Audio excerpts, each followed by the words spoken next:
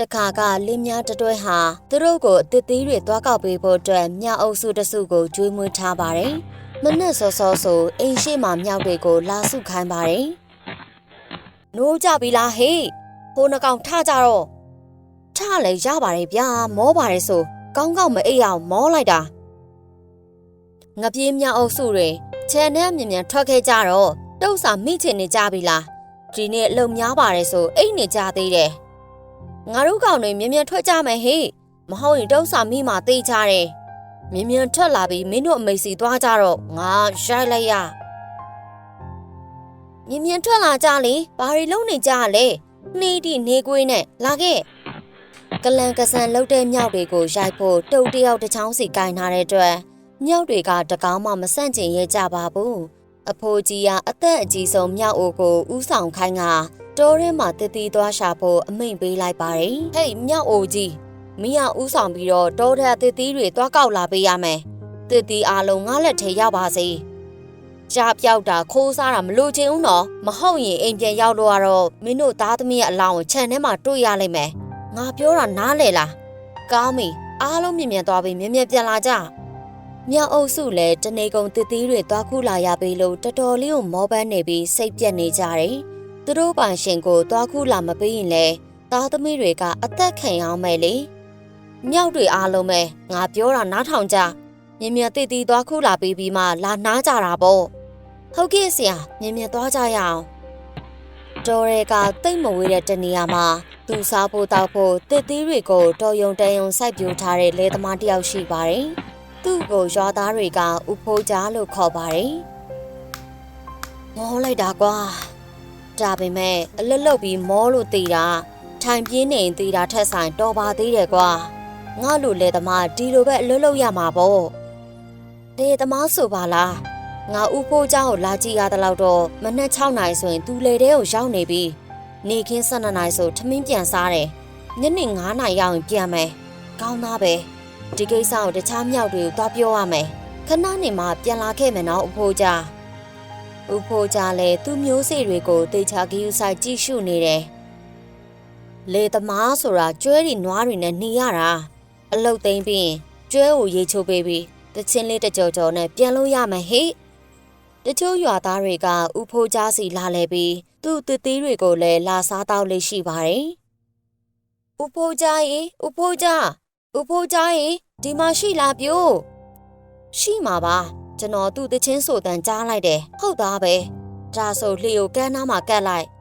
ဟုတ်ကဲ့ပါမေဘသူ့ခေါ်နေလဲဟေးဦးဖိုးเจ้าကြည့်ရတာတော်တော်ပြောဖို့ကောင်းပါပဲနော်ဩငါဘသူများလဲလို့မင်းတို့နှစ်ယောက်ဘာကိစ္စရှိလို့လဲငါ့ကိုခေါ်တာတော်တော်လုံးကြားနေရပဲကွာဦးလေးမပြန်ခင်ကျွန်တော်တခွားတီလေးပေးပါလားဗျခဏနေကျွန်တော်မွေနဲ့လာလဲမယ်လေဟာဒီကောင်တော့လူကြီးကိုလာနှောက်နေပြန်ပြီ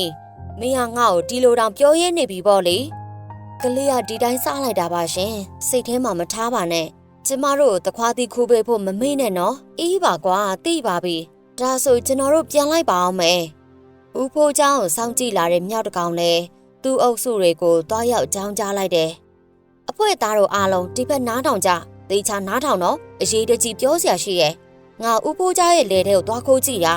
သူ့ရဲ့လေထဲမှာတေးသေးအစုံကိုရှိတာသူနေ့တိုင်း9နာရီကျရင်အိမ်ပြန်နေကြသူပြန်သွားရင်ငါတို့အားလုံးလက်မြောက်ကြလိမ်ပါတယ်အားလုံးပဲအစင်းနဲ့ပြင်ကြနောက်နေ့မှာတော့ဥဖိုးကြားကစောစောစစ်စစ်ထကရေဖြန်းပုံးကိုထမ်းပြီးလေထဲကိုသွားတာပေါ့သူလေထဲကိုရောက်တဲ့အချိန်မှာဘာမှမပြောနိုင်အောင်စွန့်အားသွားခဲ့တယ်ပြီးတော့ရေပုံးတွေကိုလွှတ်ချလိုက်ကသူ့မျက်လုံးတွေကိုမယုံကြည်နိုင်အောင်ဖြစ်ခဲ့တာပေါ့ခြံထဲကိုကြည့်လိုက်တဲ့အချိန်မှာတစ်ချံလုံးစုပ်ပြတ်တက်နေပါတယ်လေထဲကအသီးနှံတွေအားလုံးပြက်စီးသွားတဲ့အတွက်လည်းတော်တော်လေးကိုဒေါသထွက်နေပါတယ်စိတ်တူစရာကောင်းလိုက်တာဘသူကများဒီလိုလာလို့ရရလဲငါမှတေချာလေးကိုပြုစုထားတာဒီနောက်မှာဥဖိုးကြလဲသူ့ချံလာရောက်ဖြက်စီးတဲ့သူကိုဖမ်းဖို့ဆုံးဖြတ်လိုက်တယ်ဒါပေမဲ့မြောက်အုပ်စုရဲ့လက်ချက်ဆိုတာတော့မသိရှာပါဘူးနေ့လယ်ထိစောင့်နေတာတောင်မှလာမဲ့လူရိတ်တောင်မတွေ့သေးပါဘူးအယုတ်တမကောင်ငါမင်းကိုရှောင်းဖမ်းမှာစောင့်ကြည့်နေညနေဆောင်တဲ့အထိထိုင်ဆောင်နေတာတောင်မှတခုအထွက်မလာတဲ့အတွက်ဥဖိုးကြလဲမောပန်းစွာနဲ့ပြန်သွားလိုက်တယ်နောက်နေ့မှာတော့တနေကုန်ခြံသွားထိုင်ဆောင်ရတဲ့အရှင်ကြောင့် နောက်ကြမှာအိယာနိုးပါတယ်အဲ့ဒါကြောင့်ခြံထဲမှာပဲငါးသွားကင်စားလိုက်တာပေါ့ငါးကင်အနံ့ကလေတကွင်းလုံးကိုပြန့်နှံ့သွားတယ်ဒီနောက်ဦးဖိုးကြားကခြံထဲမှာသွားဆောင်ပြန်ပါတယ်အဲ့ဒါကြောင့်သူ့အသီးနှံတွေကနေတိုင်းအခိုးခံနေရတယ်ဆိုတော့သိရတော့ပို့ပြီးတော့စိတ်တူလာတာပေါ့ဒီနေ့တော့အိမ်မပြန်တော့ဘူးလို့ဆုံးဖြတ်ချက်ချလိုက်တယ်ကြားတယ်ဒီနေ့မအိပ်ဘဲနဲ့ကိုတခိုးဆောင်ဖမ်းမယ်အယုတ်တမာကောင်းတွေဦးဖိုးကြားလဲလေထဲမှာလက်နက်ပြေဆုံးနဲ့တခိုးဖမ်းဖို့စောင့်နေလိုက်တယ်တတိရှင်ဝင်လာခဲ့လေတခိုးကောင်ငါလက်နဲ့မင်းကိုငါကိုယ်တိုင်ဖမ်းပြမယ်ကွာအချိန်အတန်ကြာလို့ညရောက်လာတဲ့အချိန်မှာတစ်ပင်တစ်ပင်ပေါ်မှာခုန်နေတဲ့အရေးတစ်ခုတွေးလိုက်ရတယ်ဟေးအဲ့ဒါဘာရိတ်လဲဟာဒါမှမဟုတ်သူခဏတာဆန်းစားပြီးနောက်သူ့အသီးတွေကိုလာခုမဲ့မြောက်အုပ်စုရဲ့အရေးတွေဆိုတာကိုသိသွားပါတယ်အိုးငါချံကိုလာဖြတ်စီးတာဒီမြောက်အုပ်စုပဲနေမှာဒါနဲ့သူတို့ကဘယ်ကနေရောက်လာလဲငါဒီမှာတီးပင်စားပင်ဆိုင်လာတာ10နှစ်ကျော်နေပြီဒီလိုလာဖြတ်စီးတာငါတခါမှမခံရဘူးဒါဆိုတခြားနေရာနေလာတာပဲဖြစ်ရမယ်မြောက်အုပ်စုခြံထဲဝင်လာတာတွေ့တော့ဦးဖိုးကြားလဲဘုံတီးကမောင်းထုတ်လိုက်တယ်ဟေးအဲ့ဒါဘာတန်လဲဟာ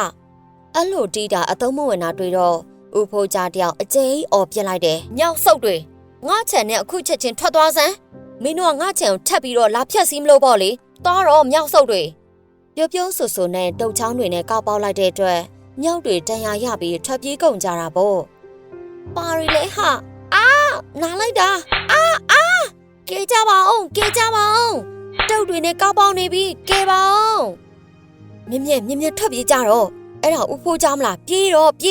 မြောက်အိုကသူ့အုပ်စုတန်ရာရတာမြင်တော့တတိပေးလိုက်တယ်ဦးဖိုးကြကသူတို့အုပ်စုကိုလာဆောင်ပြီးပြန်လှုပ်လိုက်မယ်လို့မထင်ထားတဲ့အတွက်အားလုံးထိတ်လန့်နေကြတယ်မြောက်အိုကသူ့အုပ်စုတွေကိုတိုးရဲမြင်ဝင်ပုံးကြဖို့အော်ပြောလိုက်တယ်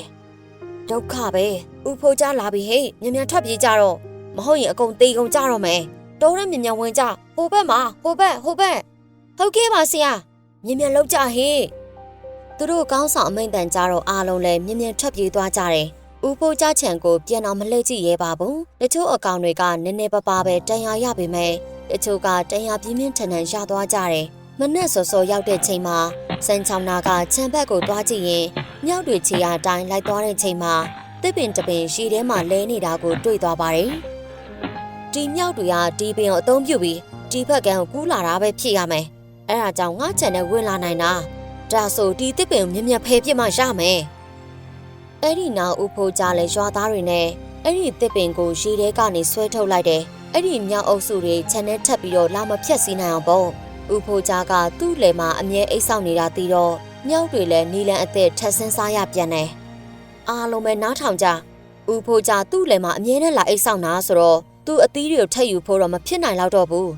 သူထောင်ချောက်တွေဆင်ထားရင်ဆင်ထားမှာဒီတစ်ခါတော့ငါတို့အဖွဲသားတွေတည်တဲ့ကောင်ကတည်တန်ရာရတဲ့ကောင်ကရနဲ့အဲ့ညောင်ထပ်သွားရင်ငါတို့အသက်နဲ့လောင်းကြီးထက်ရမှာ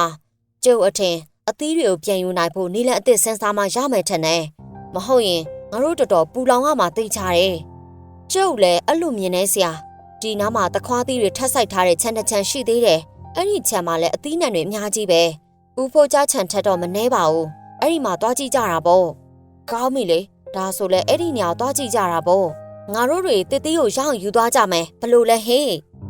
သူတို့သခင်ကသေတံပေးမှကြောက်နေကြတဲ့မြောက်တွေလဲဒါကိုသဘောတူလိုက်ကြတယ်မြောက်အိုကြီးကခဏတာဆန်းစားပြီးနောက်မြောက်အားလုံးကိုတားလိုက်တယ်ခဏနေအောင်အခုငါတို့ဟိုဘက်ကန်းကိုဘလို့ကူးကြမှာလဲအခုရေကတော်တော်လေးကိုမြင့်တက်နေရနော်တော်ကြရေတွေနောက်ကိုပါသွားကုန်မယ်ဦးဖိုးကြလဲအဲ့ဒီတစ်ပင်ကိုဖယ်ထုတ်လိုက်ပြီးတရားမရှိငါတို့လည်းပြန်လို့မရဘူးကွာဘလို့လုံးရမယ်ဆိုတာငါတို့တေချာစဉ်းစားကြည့်သင့်တယ်အဲ့လောက်တွေးစရာမလိုပါဘူးဆရာရေကူးပြီးသွားကြမယ်လေလုံးဝမရဘူးရေစီအရန်တန်နေတာရေကူးသွားမယ်ဆိုရင်ငါတို့တေမာတေချတယ်ဒီထက်ကောင်းတဲ့နီလန်ရှာသင့်တယ်ငါလူတွေလှေလော်ပြီးကန်းကူးကြတာမြင်ဘူးတယ်ငါတို့လူတွေအကူညင်တောင်းပြီးကူးသွားသင့်တယ်ဒါအကောင်းဆုံးနီလန်ဖြစ်လောက်ပါတယ်ဆရာအဲ့ဒီနောက်မြောက်တွေလည်းကန်းနာကိုသွားပြီးလူသွားလူလောင်စောင့်နေရင်လေတစင်ကန်းပေးတဖြည်းဖြည်းကတ်လာတာမြင်လိုက်တယ်ဆရာဟိုမှာကြည့်အောင်ဒီဘက်လာတဲ့လှေရှိပြီလေပိုင်ရှင်ပြိုးလေပိုင်ရှင်ကျွန်တော်တို့အဖွဲ့ကိုကူညီပေးလို့ရမလားဗျကျွန်တော်တို့ဟိုဘက်ကန်းသွားချင်လို့ပို့ပေးလို့ရမလားလေသမားလည်းသူ့ခမောက်ကိုစောင်းချလိုက်ကဒီလိုပြန်ဖြေတယ်မရအောင်ပြိုးအခုကျုပ်အလုတ်ရှုံနေလို့ပါ ကျုပ်တို့ကူညီပါဗျာမဟုတ်ရင်ဒုက္ခရောက်မှသိချတယ်ကျုပ်တို့ကူညီပေးမယ်ဆိုရင်ဦးလေးရဲ့ကျေးဇူးမမေ့ပါဘူးဗျာကျုပ်တို့ဒီမှာဆက်နေလို့မရတော့ဘူးဦးဖိုးကြားထောင်ချောက်တွေဆင်ထားတာအပြည့်ပဲဟုတ်ပါတယ်ဗျာကျုပ်တို့ကူညီပါကျုပ်တို့ဒီမှာမနေချင်တော့ဘူးဒီမှာမြောက်တွေအတွက်အန်ဒီရမကင်းကျုပ်တို့အတွက်စာနာတနာပေးပါဗျာမင်းတို့ကဘာလို့ဒီလိုပူလောင်နေရလဲမင်းတို့အုပ်စုကပဲဦးဖိုးကြားရဲ့ခြံနဲ့တွားခိုးတာမလားမှန်မှန်ပြောစမ်းဟုတ်ပါတယ်ဗျာကျုပ်တို့ကဦးဖိုးကြားခြံကိုတွားဖြတ်စီးတဲ့အဖွဲပါအခုတော့ကျုပ်တို့ထပ်ပြီးမလုပ်ရဲတော့ပါဘူးဗျာဒါဆိုရင်လည်းကောင်းပြီလေငါမင်းတို့ကူညီပေးပါမယ်လေပေါ်တက်ကြဟိုဘက်ကံလိုက်ဖို့ပေးမယ်မြောက်အားလုံးကလည်းသူတို့ကိုတစ်ဖက်ကံပို့ပေးမယ်လို့ကြားတော့အားလုံးဝမ်းသာအားရနဲ့လေပေါ်ခုန်တက်ကြတာပေါ့လေသမားကလည်းလေလေးကိုလော်ရင်တစ်ဖက်ကံကိုကူးနေတဲ့ချိန်မှာရေလိုင်းကြားကိုရောက်တော့လေတစီလုံးတုံလို့သွားခဲ့တယ်မြင့်လယ်နာကိုရောက်တော့မြောက်တွေလည်းလေသမားမျက်နှာကိုကြည့်လိုက်တယ်ဒီနောက်သူတို့တကောင်နဲ့တကောင်တီတိုပြောနေကြတာပေါ့ဟေးလေသမားမျက်နှာငါမြင်ဖူးသလိုပဲဟုတ်တယ်ဆရာကျုပ်မနေရမှမြင်ဖူးသလိုပဲကျုပ်သိပြီကျုပ်သိပြီကျုပ်အထင်တော့ဦးဖိုးကြားပဲနေမှာဟုတ်တယ်ဒါဦးဖိုးကြားပဲဦးဖိုးကြားဟုတ်လောက်တယ်ဟာအဲ့ဒီချိန်မှာလေသမားကောင်းမော်လာပြီဟုတ်တယ်ငါဦးဖိုးကြားပဲညောက်ဆုပ်တွေတေးပြီးတော့တေးစမ်း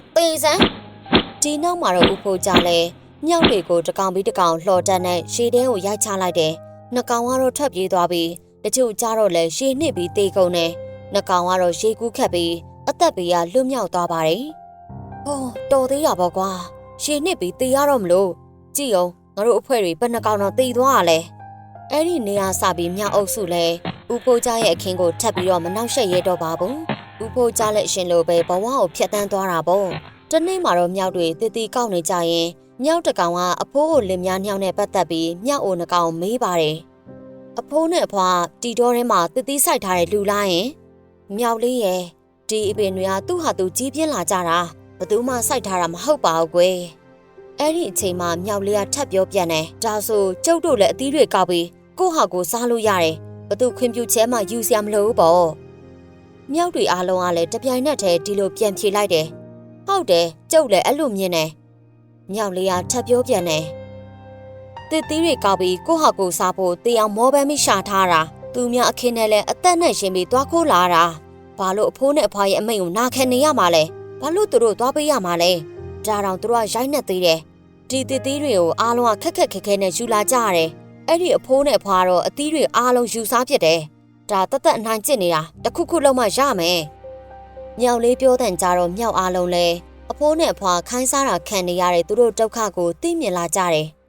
ဟုတ်တယ်ငါတို့ကသူတို့ရဲ့အခိုင်းစင်မလုပ်သင့်တော့ဘူးငါတို့ကလေးတွေကိုတွားလူလာပြီးတောထဲမှာထွက်သွားတဲ့နဲ့ဒါမှလွတ်လပ်ခွင့်ရမှာမြောက်တွေလည်းတောထဲဝင်ပြေးသွားကြတယ်အဲ့ဒီနေ့မှာပြောထားတဲ့အတိုင်းသူတို့တစ်သေးတွေယူလာမပေးပါဘူးအဖိုးနဲ့အဖွားအိပ်ပျော်နေတဲ့ချိန်မှာမြောက်အုပ်စုကသူတို့ရဲ့လောင်အိမ်တွေဖျက်ဆီးလိုက်ကြတယ်ငါမြောက်လေးထွက်လာပြီးငါတို့တွေဒီလောင်အိမ်တွေခြံတွေအားလုံးဖျက်ဆီးပြစ်ရမယ်ဟုတ်တယ်အားလုံးဖျက်ဆီးပြစ်မှသူတို့တခြားမြောက်တွေဖမ်းလာပြီးထပ်မခိုင်းစားနိုင်ပါတလောက်တောင်နေသေးတယ်လောင်အိမ်တွေခြံတွေအားလုံးဖျက်ဆီးပြစ်ပြီးတော့တစ်သီးအားလုံးယူပြစ်ရမယ်ကွာဆရာ